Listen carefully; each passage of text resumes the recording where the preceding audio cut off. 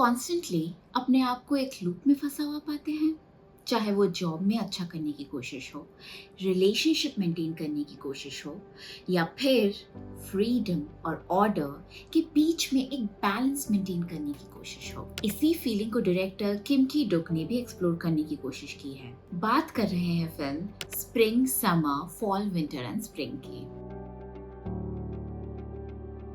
कहानी एक छोटे लड़के से शुरू होती है जो अपने गुरु के साथ एक मोनेस्ट्री में रहता है, जो कि एक तालाब के बीच में बनी हुई है।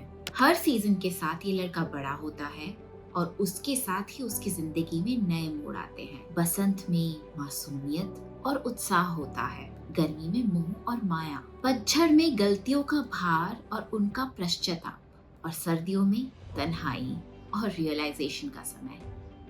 और अंत में वो लड़का खुद एक गुरु बन जाता है, एक साइकिल को पूरा करता हुआ।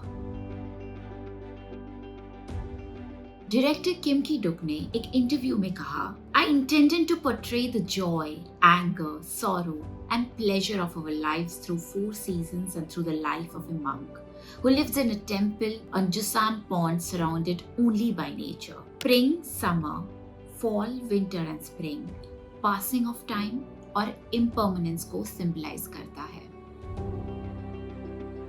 इस फिल्म की फ्लोटिंग मोनेस्ट्री सिर्फ एक सेटअप नहीं है, ये एक कैरेक्टर भी है जो स्पिरिचुअलिटी, ट्रैंक्विलिटी और पीस को सिंबलाइज करता है। And the lake becomes the centre of existence, जो कि डिजाइन की गई है ओवर द जुसांजी pond located in the mount जुआनसंग नेशनल पार्क। चारों मौसम बुद्धा के 4 नोबल ट्रुथ को रिप्रेजेंट करते हैं। पहला मौसम स्प्रिंग चाइल्डहुड सफरिंग और कर्मा को रिप्रेजेंट करता है। फिल्म शुरू होती है स्प्रिंग से, जो पौधों के बोने का सीजन है, और इसलिए ये प्रोटैगनिस्ट के बचपन की कहानी है। ये चैप्टर जो इनोसेंस और खेल कूद से शुरू होता है, वो कब क्रुएल्टी में बदल जाती है पता ही नहीं चलता, जब तक कि उसका गुरु उसे सीख नहीं देता। The central idea of this part is the stone he uses to harm others will become his own burden. Summer. This represents growth and passion. और समर तक ये बच्चा बड़ा हो गया है। इस सीजन में एक बीमार लड़की मोनेस्ट्री में ठीक होने आती है। इन दोनों के बीच एक नेचुरल सेक्सुअल टेंशन शुरू होता है and the feeling of love बहुत जल्दी पजेसिवनेस में बदल जाता है। लड़का मोनेस्ट्री छोड़कर लड़की के पीछे दुनिया में औरों की तरह रहने चला जाता है। Autumn. Autumn symbolizes that one's desire can lead to suffering. Autumn में हमारी मुलाकात होती है एक ऐसे आदमी से जो अब तक एक खूनी बन चुका है।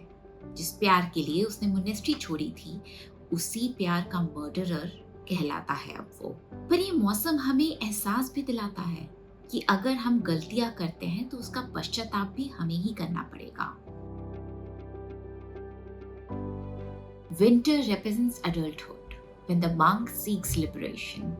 विंटर में ये आदमी लौट आता है अपनी सजा काट के और अपने गुरु की मौत के बाद उनकी जगह लेने। This represents the whole cycle. जिंदगी अब वहीं से शुरू होती है जहां से पहले हुई थी। A woman leaves a child at the monastery for unknown reasons, making sure that the beginning has to begin from the very point as before. Spring again. Spring में अब फिर से वही कहानी दोहराई जा रही है। जो यंग मंक था वो अब एक गुरु मंक है, और जो छोटा बच्चा था वो शिष्य मंक है। हम देखते हैं कि यंग मंक मछलियों के मुंह में रॉक डाल रहा है, वही गलती कर रहा है जो उसके गुरु ने बचपन में की थी, और प्रोबेबली उनके गुरु ने अपने बचपन में की होगी। The symbols. 2 दरवाजे एक मोनेस्ट्री के अंदर और एक लेक में है, पर कोई प्रैक्टिकल पर्पस सर्व नहीं कर रहे हैं क्योंकि वो किसी वॉल से अटैच नहीं है। Rather, they symbolize the door to life, the way to your values and beliefs you choose, representing Buddhism itself, the philosophy of life. Buddha statue जो मोनेस्ट्री के अंदर है, वो मछलियों से घिरा हुआ होता है, representing abundance.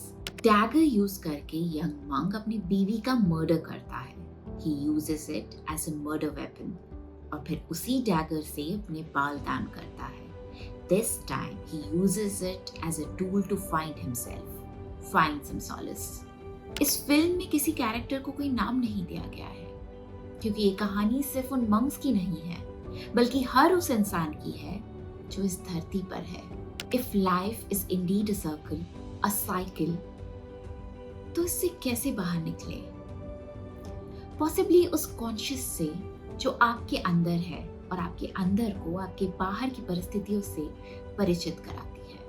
I feel it is important कि हम अपनी गलतियों से सीखते चले जाएं, क्योंकि हर अनुभव एक दर्पण है, पर जरूरी ये है कि हम उस दर्पण को अच्छे से पहचान पाएं कि वो दर्पण हमें क्या दिखाना चाहता है.